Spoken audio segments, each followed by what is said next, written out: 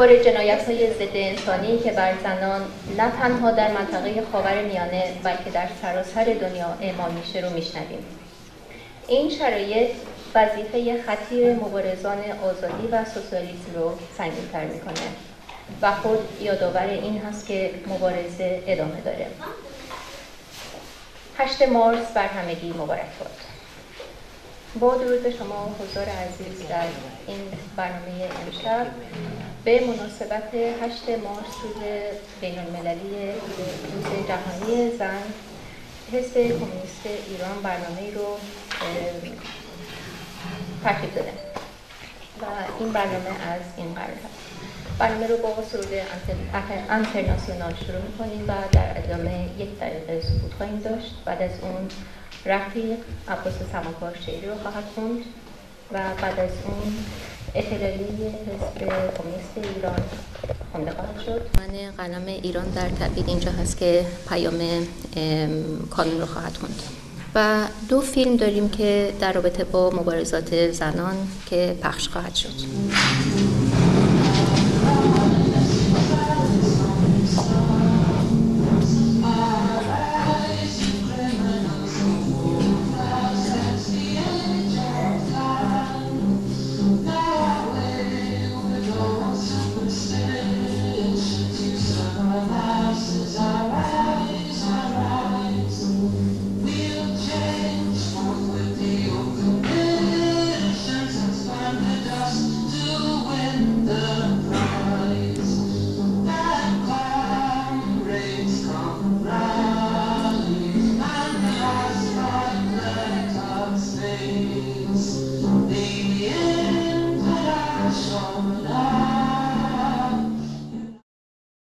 و به خصوص زنان مبارز 1 دقیقه سکوت می‌کنیم.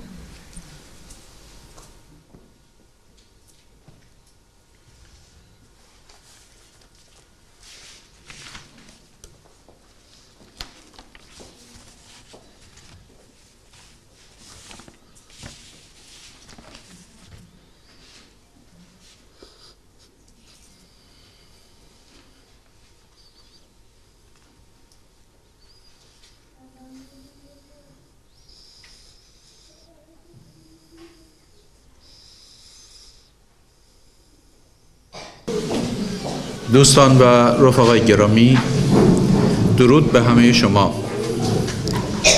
فرارسیدن سالروز خجسته 8 مارس که نشانه عزم جهانی زنان برای رهایی از مردسالاری و ستم جنسیتی و رسیدن به برابری رو به همه شما تبریک میگم و امیدم اینه که سرانجام انسان به جهانی پا بگذاره که در اون از هیچ گونه ستمی خبری نباشه.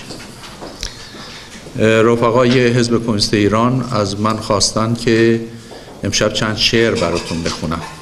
من با کمال میل این وظیفه رو پذیرفتم و سپاسگزاری میکنم از این رفقا. 2 تا شعر براتون میخونم و 1 شعر رو که به صورت کلیپ به نمایش در میارم. این شعرها همراه با عکساییه که رفیق ناصر الان اولین عکس رو نشون میدم. عکس اول بله. عقوبت. آه این تویی که با پیراهن چروک حریرت بر آستانه مهتابی من ایستاده ای و تاجی از نقره سوزان بر فراز گیسوانت می درخشد.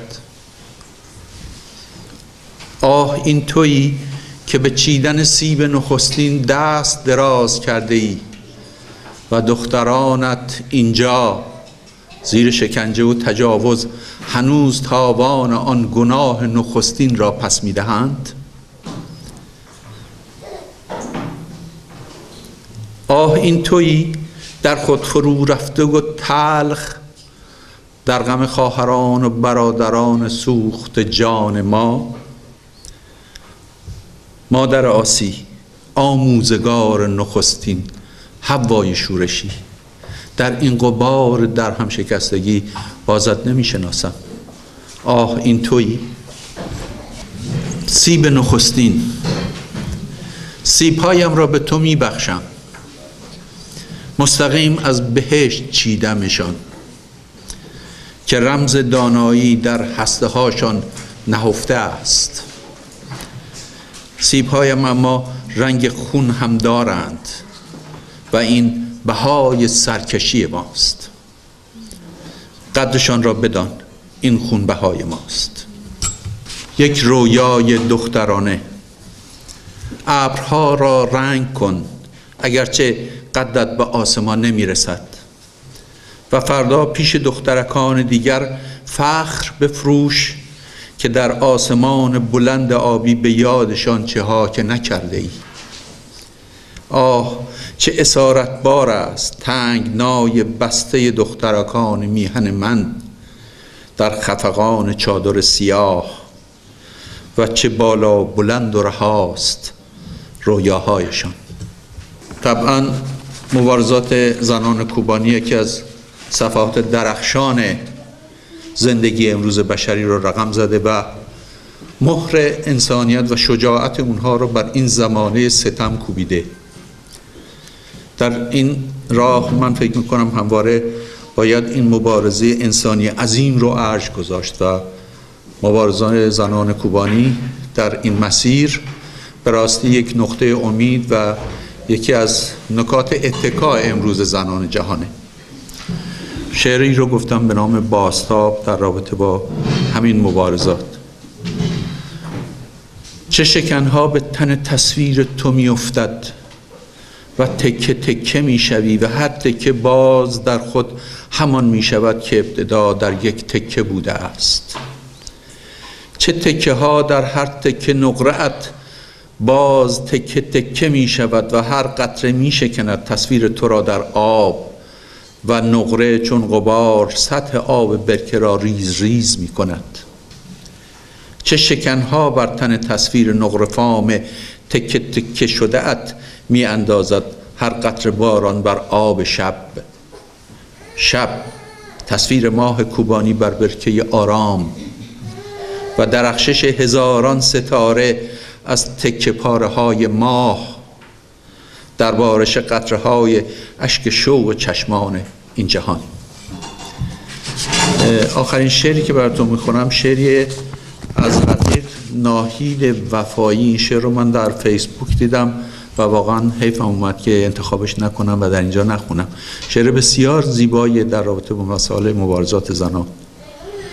میخواهم دست تاریخ را بگیرم و همچون دروغگویان روبروی خود بنشانم. از او بپرسم که چرا وقتی که از جنگ ها و مصیبت ها، از قهرمانی ها و از خود گذشتگی ها میگویی، از نبردهای سنگین میدان جنگ و خونهای ریخته شاهان و شاهزادگان و پیروزی پادشاهان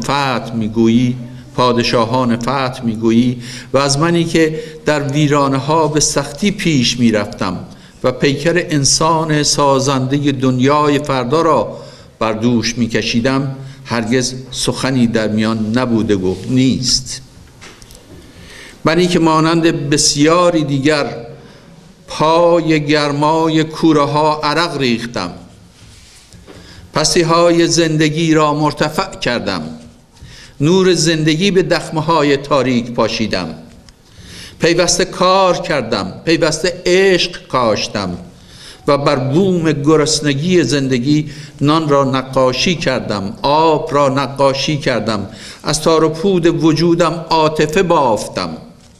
در انبوه تاریک و جنگلوار این دنیا با زنجیرهای سنگین بر دست و پایم همواره راه به سوی فردای روشن یافتم و پیوسته در باغ زندگی نهال سعی و کوشش کاشتم تا انسان از آن ثمر چیند. وقتی که از قهرمانان یاد میکنی، چرا از پادشاهان و اربابانی که در روزهای قحطی و گرسنگی مردم از فرط پرخوری بر تختهای قدرتشان ترکیدند و مردند یاد میکنی و آنها را مهد تمدن یک ملت میخوانی؟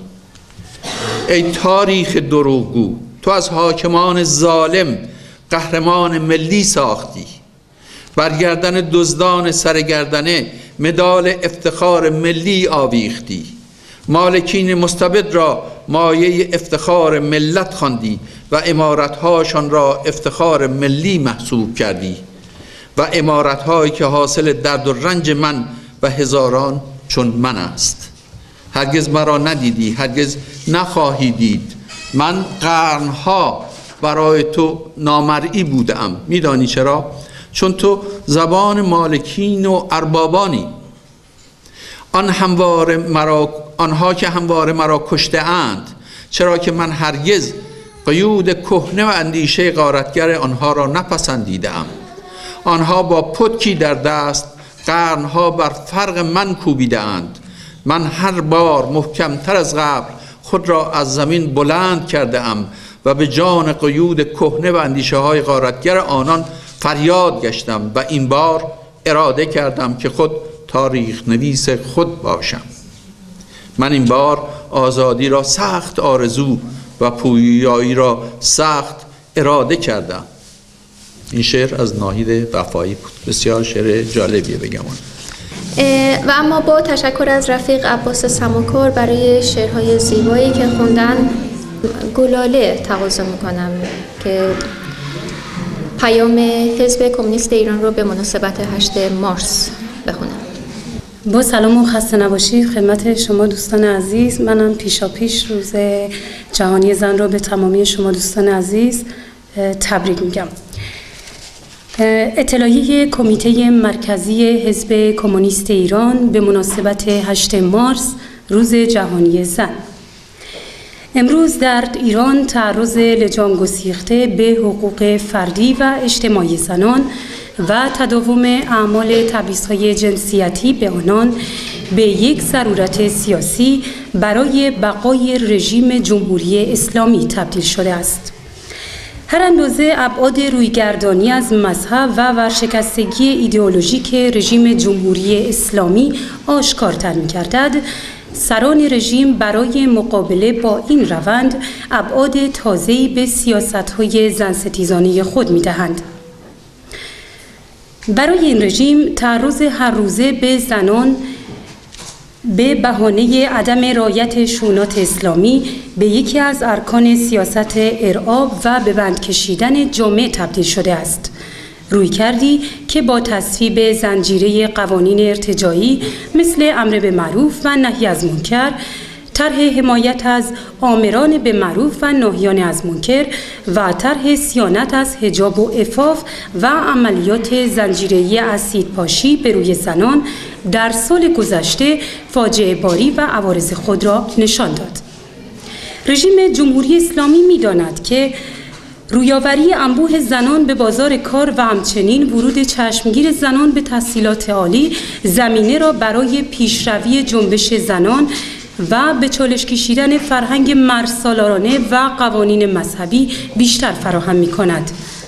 از این رو تبعیض جنسیتی در بازار کار و در دستیابی به امکانات تحصیلی عالی را تشدید کرده است.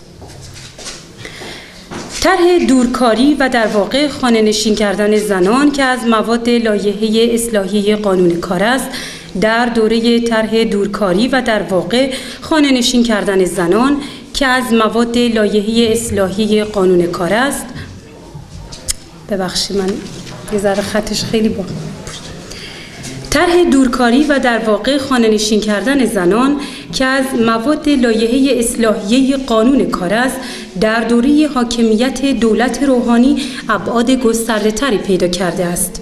این طرح بدون آنکه تصویب شود عملاً به اجرا درآمده است و بسیاری از زنان شاغل را از محیط‌های کار در بازار رسمی بیرون رانده و به بازار سیاه روانه کرده است. سیاست استخدام نیمه وقت زنان و سیاست بازنشسته کردن زود هنگام آنان، ایجاد محدودیت و منع زنان از کار در کافی شاپ ها و قهوه خانه ها هر کدام به نوبه خود تلاش هایی بودند تا زنان را از بازار کار و فعالیت در بیرون از محیط خانواده خارج کرده و دوباره به کنج خانه بازگردانند. نظام آپارتایت جنسی جمهوری اسلامی در بازار کار در دل بحران کنونی زنان کارگر و زنان اقشار محروم جامعه را که برای گذران زندگی و بقای خود ناگزیر به کار در بیرون خانه هستند شدیداً تحت فشار قرار داده است. اما این سیاست رژیم اسلامی که هدف آن بازگرداندن زنان به کنج خانه است، در اوضاع فلاکتبار اقتصادی ایران و در شرایطی که حتی خانواده‌هایی که دو نانآور هم دارند نمی‌توانند نیازهای اولیه خود و خانواده‌هایشان را تامین کنند، با شکست روبرو شده است. زنان خانواده‌های کارگری و اقشار زحمتکش جامعه با حضور فزاینده در بازار کار، اگرچه ملموس‌تر و خشن‌تر سلطه طبقات دارا را تجربه می‌کنند، اما در همان حال در موقعیت بهتری برای به چالش کشیدن مرزسالاری به عنوان یکی از پایه‌های حاکمیت رژیم سرمایه‌داری جمهوری اسلامی قرار می‌گیرند. در سالهای اخیر در نتیجه اجرای طرح ارتجاعی سهمیه بندی جنسیتی، دختران به طور بی‌سابقه‌ای از تحصیل در رشته‌های فنی مهندسی و همچنین رشته‌هایی چون مترجمی، زبان و مددکاری اجتماعی محروم شدند. علاوه بر سهمیه بندی جنسیتی، سیاست‌هایی تحت عناوین بومی‌گزینی جنسیتی و تفکیک جنسیتی نیز در سالهای اخیر محدودیت‌های سنگینی به زنان ایران در امر آموزش تحمیل کرده است. اجرای این سیاست‌ها زمینه‌ساز حذف زنان در بسیاری از رشته‌های دانشگاهی شدند. تغییر سیاست جمعیتی رژیم و تلاش برای افزایش نرخ رشد جمعیت به دلیل رویکرد زن ستیزانه‌ای که دارد و به دلیل حذف خدمات پزشکی و بهداشتی تا همکنون عوارض جبران‌ناپذیری در وضعیت سلامت زنان به دنبال داشته است. حذف خدمات رایگان پیشگیری از بارداری نه تنها سلامت جسمی زنان متعلق به طبقات فرودست و مناطق حاشیه‌ای کشور را در سطحی گسترده به خطر انداخته، بلکه میزان بارداری‌های ناخواسته را هم افزایش داده است. اجرای این سیاست آسیب‌های اجتماعی دردناکی را به دنبال داشته و موقعیت زنان را در بازار کار نیز متزلزل‌تر کرده است. جمهوری اسلامی با چنین کارنامه‌ای از سیاست‌ها و عملکرد زن ستیزانه در میان 142 کشور جهان از لحاظ سیاست‌های جنسیتی ردیف 137م را برای خود ثبت کرده است. اعمال این سیاست‌های تبعیض جنسیتی که بخشی از هویت رژیم سرمایه‌داری اسلامی را تشکیل می‌دهد، به جنبش زنان علیه این بی‌حقوقی‌ها خصلتی عمیقاً سیاسی بخشیده و آن را به یک ستون نیرومند مبارزه برای سرنگونی رژیم تبدیل کرده است. زمانی که عدم رعایت حجاب اسلامی، کار شدن تارموی زن ایدئولوژی حاکم را به چالش می‌کشد و دفاع از حق برابر زنان با مردان کلیت نظام سیاسی را زیر سوال می‌برد و به زنان و به مبارزه زنان خصلتی سیاسی و ضد مذهبی می‌دهد، استراتژی جنبش رهایی زنان به طور اجتناب ناپذیری به مبارزه برای سرنگونی رژیم و برچیدن نظام طبقاتی حاکم گره می‌خورد.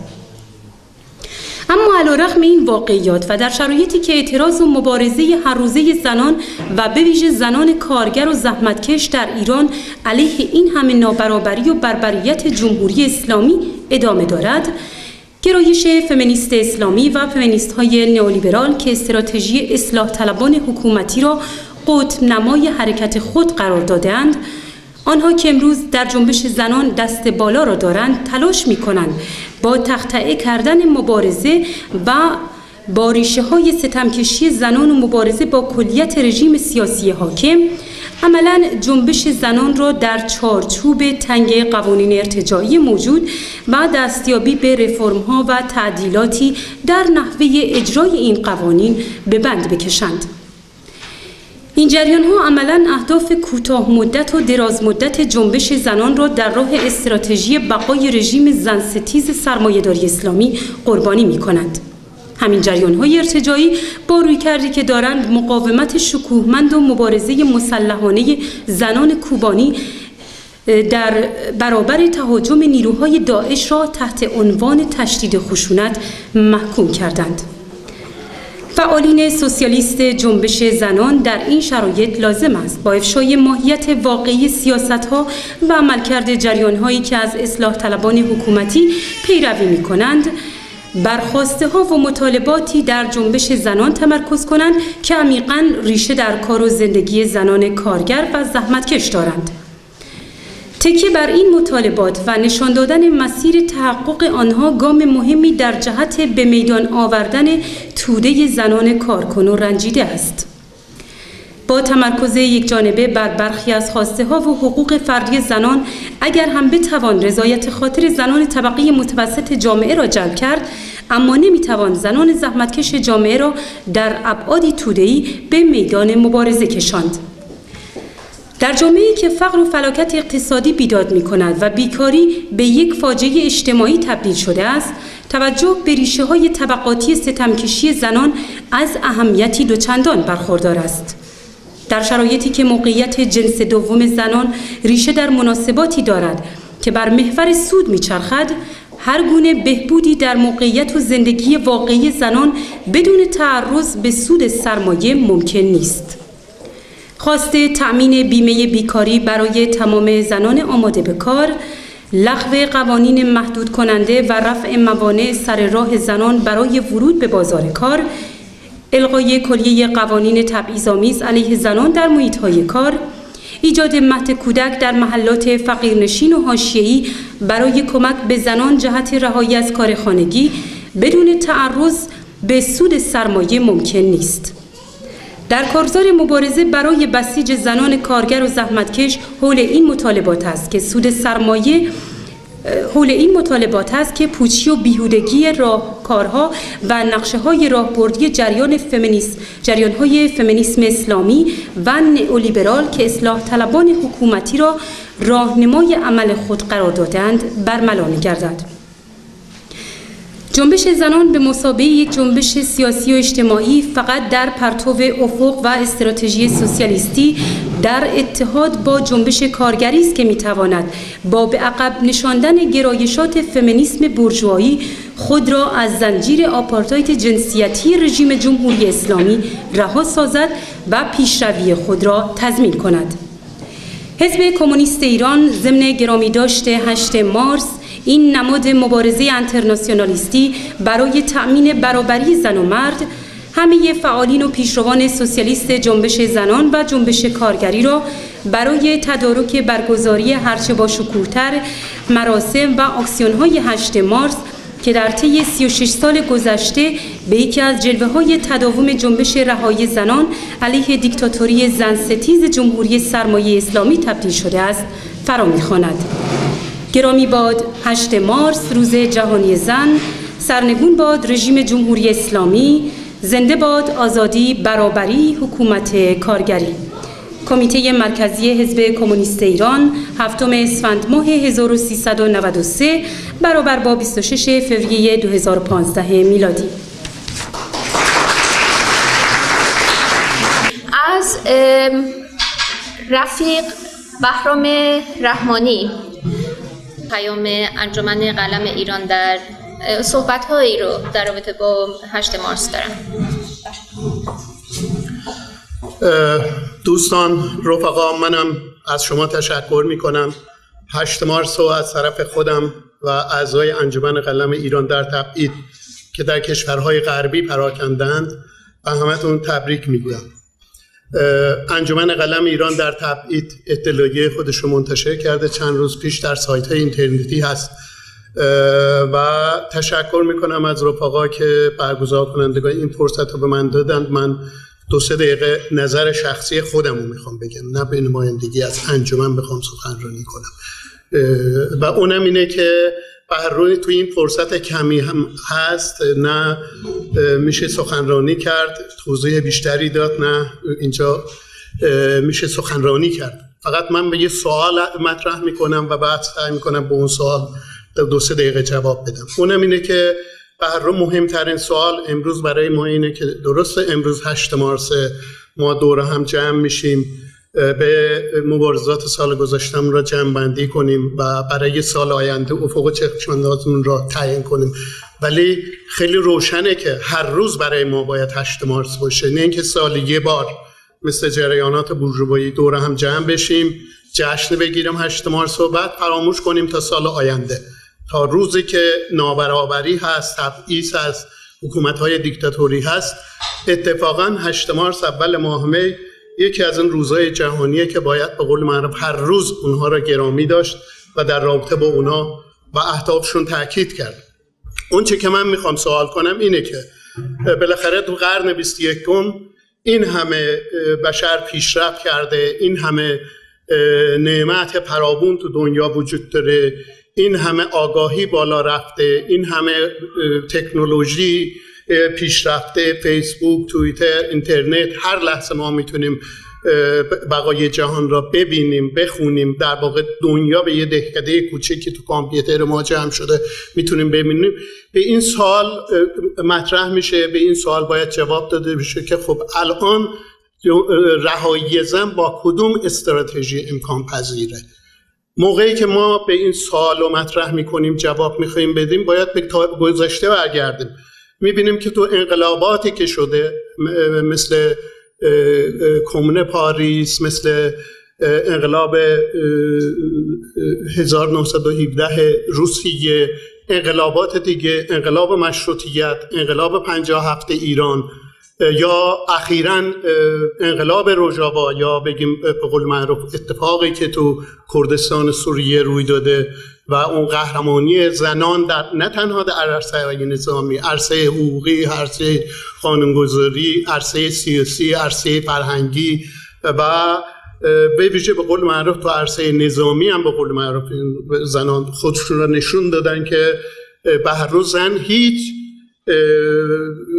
قدرت کمی از مرد نداره، تو همه عرصه ها میتونه موقعیت برابر وجود داشته باشه، مبارزه خودشو به سرانجام برسونه. ما این تجربه رو نگاه میکنیم میبینیم که بالاخره تمام انقلاباتی که وجود داشته و این انقلابات اون دستاوردهایی که داشته، سرمایه‌داری جهانی هر چقدر جهانی شده، هر چقدر رشد کرده، هر جایی که قدرتش بیشتر شده، این دستاوردها رو پس گرفته در عرصه جنبش زنان، در عرصه جنبش کارگری، در عرصه جنبش رفاه. و همین سوئدی که ما زندگی میکنیم، وضعیت زندگی در سوئد با 20 سال پیش خیلی عقب‌تر رفته، هیچ پیشرفتی وجود نداشته، با وجود اینکه سرمایه ها بیشتر شده، با وجود اینکه سود سرمایه داران خیلی زیاد شده، ولی اون دستاوردهای دوره گذشته پس گرفته شده.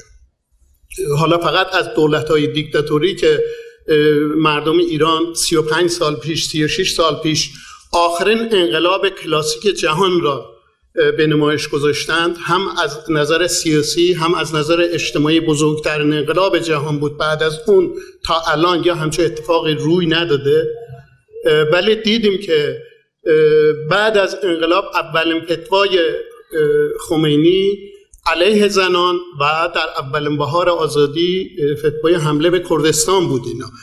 و بنابراین الان این مهمه که ما کدوم استراتژی را باید دنبال کنیم. حتی انقلابی هم داره میشه، زنان تو اون انقلاب با قدرت دارن شرکت میکنن، چرا بعد از انقلاب اینو نمیتونن نگه دارن؟ چرا دستاوردهای انقلاب از بین میره؟ چرا انقلاب اکتبر 10 سال بعد تبدیل میشه به یه سرمایه‌داری دولتی و اون دستاوردهای زنانی که با انقلاب شکوهمند انقلاب اکتبر حاصل شده بود همه را یکی یکی پس میگیرن؟ جواب من اینه که از نظر من بهر قبل از این که ما بگیم فلان حکومت سرنگون بشه، که حتما باید سرنگون بشه، جمهوری اسلامی، باید الان روشن کنیم که بالاخره از همین الان این رهایی زن با سرنگونی فقط به قول معروف امکان پذیر نخواهد بود، مگر اینکه این انقلاب استراتژی کارگری کمونیستی را در مقابل خودش قرار بده، مگر اینکه از الان تعیین کنه که بدون رهایی زن هیچ جامعه آزاد نمیشه، بدون برابری واقعی تو اون جامعه برابری معنی نداره، آزادی معنی نداره. بنابراین امروز هیچ استراتژی وجود نداره که به رهایی زن منجر بشه. غیر از استراتژی سوسیالیستی کارگری. خیلی ممنون که این فرصت رو به من دادید. ممنون. با تشکر از رفیق بهرام رحمانی دبیر انجمن قلم ایران در تبعید. و اما از فریده نفیسی تقاضا میکنم که تشریف بیارن که پیامی رو در رابطه با 8 مارس بخونن. با سلام و خسته نباشین. با درود فراوان از دستاندرکاران مراسم 8 مارس امسال، من پیامی رو از طرف کمیته برابری میخواستم حضورتون تقدیم بکنم. مضمون این پیام به این صورت هستش که من به فارسی نوشتم. 8 مارس 2015. 8 مارس 2015 را آیا باید جشن گرفت یا با خشم و اعتراض زنگ خطر را به صدا در آورد که جهان بلرزد؟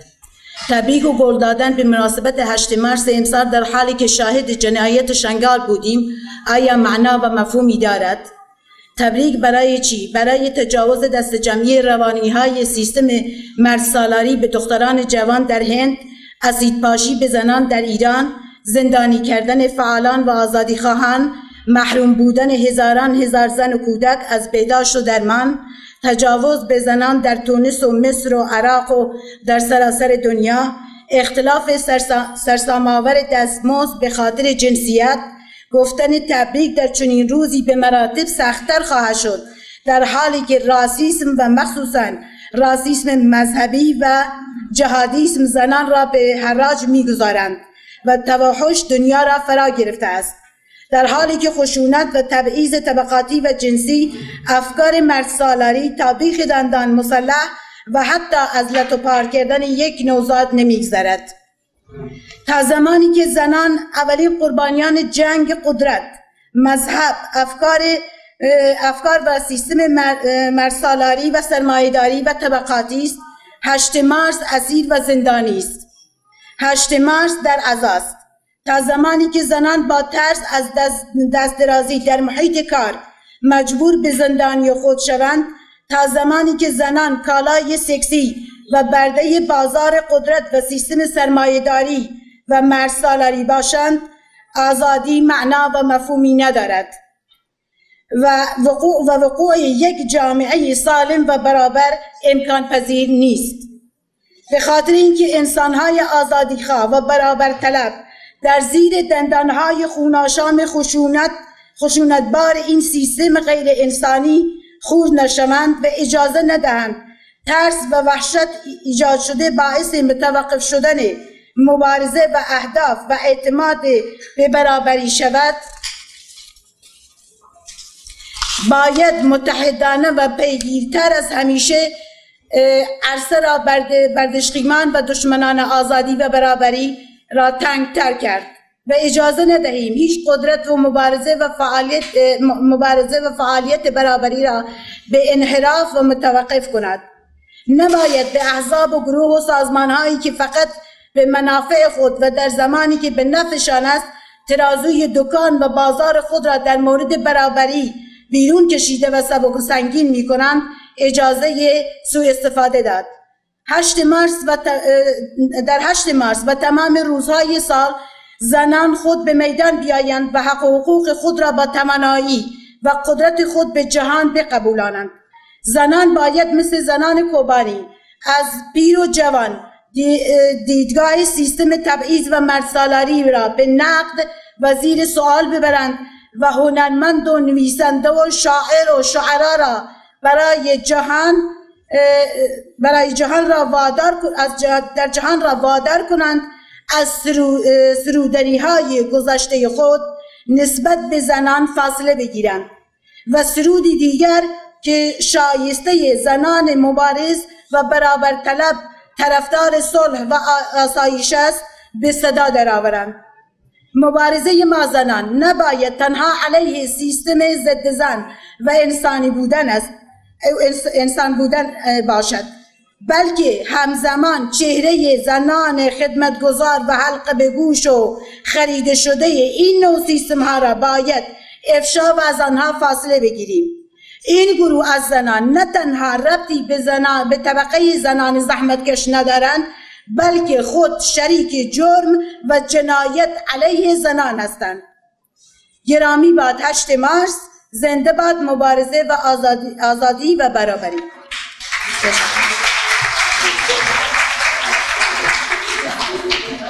ابراهیم رستمی هست که مطلبی رو در رابطه با مادران داره. شەوی هەموو لایەکتان باش. منیش ڕۆژی جیهانی ژن بە هەمووتان بە تایبەت ژنانی حاضر لەم جلسە پیرۆزباییژم. وەختارێک ئیمڕۆ و باسی ڕۆژی جیهانی ژن کرا، منیش بۆ خۆم دەواخە بەشی ژنانی تێکۆشەر هەڵسوڕا و لە ئەرسە جۆرا و جۆرەکانان نەفەخەتەوان کەوتە بەرچاوم. دۆر و نەخشی دایکانێک کە لە پاڵپشتی ئێمە بوون زۆرتر کەوتە بەرچاوم و پێم خۆش بوو کە لێرە باسێکی لێ بکرێت. لەوەی کە بەخۆڵی من بینەوە چەندێک باس لەم دۆر و نەخشم دایکانە بکەین، کەوتم بیرەوە کە خۆم شتێکم نووسی بوو سەبارەت بە دایکم، شاید بەشێک لە ئێوە دیبێتان. ئەمە گۆشەیەکی بچووکە لە هەڵسوڕانی دایکانێک کە کردویانە. جار بۆ بوونەگە تەوزیح دوایەکەشمە بێتە کوردی فارسی، لەوەخە نووسراوەکە فارسیە و دواتریش ممکنە تەوزیحاتێک ئەگەر یەک خاتری بچووک بگێرمەوە. مادرم، برای من عزیزی، چون که به مانند دیگر مادران در آن دیار زندگی خود را فدای فرزندانت نمودید و با درک و بینشی که داشتید از هر آنچه که در توانتان بوده دریغ ننمودید که فرزندانتان را خوشبخت کنید. برای این امر من و دیگر فرزندان جان وجود خود را مدیون شما می‌دانیم. اما چرا پس از این همه سال می‌خواهم شما را از طریق فیسبوک به دوستانم بشناسانم. آری، تولد وجودت بیشتر برایم عزیز است، چون که در طول حیات ننگین رژیم جمهوری اسلامی در مقابل دشخیمان حماسه آفریدید. مانند دیگر خانواده‌ها و مادران زندانی سیاسی پیشمرگان جزو مهمترین گروه‌های حامی ما بودید. علی‌رغم اینکه در برخی موارد هم فکر نبودیم، اما هیچ وقت من را به خاطر افکارم سرزنش ننمودید و مانع من نشدید. با حمایت بی‌دریغ خود در کنار دیگر خانواده‌های انقلابی صفی از استقامت و پایداری را در مقابل رژیم اسلامی فراهم نمودید. شما مناطق مریوان تا سردشت ایران و اردوگاه‌های مرزی در عراق را دنبال من گشتید و من و همقطاران را کمک کردید، کمک نمودید. در میدان شهر دیواندره با رگبار به شما شلیک کردند و در جای خود ماندید که از برادرم که دستگیر میشد دفاع کنید. هنگامی که می‌خواستید به دیدار من بیایید، در کمین حزب دموکرات به شدت زخمی شدید. در سردشت بازداشت شدید. در سرشیب سقز با کوله‌باری از دارو و دیگر نیازمندی‌های پیشمرگ شناسایی، بازداشت و متحمل زندانی و شکنجه روحی شدید. بارها در مقابل دشخیمان که نابهنگام در روز و شب به خانه می آمدند، به خانه می ریختند، ایستادگی می کردید و مزدوران را سرفکنده و خوار از خانه بیرون می راندید. سالها به همراه دای خاور گرامی، مادر جانبختگان قادر ثانیه، بخشی از عمر خود را در جلو زندانها سپری نمودید که از فرزندان و بستگان زندانیت حمایت نمایید. در غیاب برادر زندانیم که امرار معاش خانواده را به عهده داشت، سرپرستی چند اولاد خود و برادرم را به عهده گرفتید. نه مادر جان، من نمیخواهم در اینجا بیوگرافی شما را بنویسم. این گوشه کوچکی از فداکاری شماست. خواستم بدین وسیله خاطر نشان کنم که ما در مورد شما خانواده فعالین سیاسی، این قهرمانان فراموش شده، بی‌توجه بودیم. میبایست که بخشی از خاطرات مبارزاتی و بازگویی از رزمندگان به شما اختصاص می‌یافت. امیدوارم که در فرصت دیگر با توضیح بیشتر مروری به استقامت و پایداری شما بنمایم. چه دریغا که ما قدردانی لازم را نسبت به خانواده مبارزین، علی خصوص مادرانی که از دنیا رفتند به عمل نیاوردیم و گفته ویلیام شکسپیر را عملی نکردیم. شاخه‌ای از تاج گلی که قرار است فردا بر روی مزارم بگذارید، همین امروز به من تقدیم بدار. اما دیر نیست. امیدوارم هر یک از ما به نحوی در جبران این نقیصه بکوشیم. در مقابل فداکاری شما و کسان دیگری چون دایه بهیه کونپوشی، دایه غنچه حسینی و کاغ محمد پرستار، مادر کعبی ها، کلاه قوچی ها، بهرامی ها، نیک نژاد ها و هزاران هزار خانواده که مهمترین حامیان فعالین و مبارزین آرمان های انقلابی بودند، سر تعظیم فرود می آورم. یک بار دیگر تولدت را تبریک میگویم. امیدوارم که 100 سال عمر کنید و فرصتی یابیم که زحمات شما را پاس بداریم. چشمان کم بینایت را میبوسم. بدان که بوی میخکایی که با یک نخ به پیراهنت آویزان میکردید به بوی عطرهای پاریس تعویض نخواهم کرد.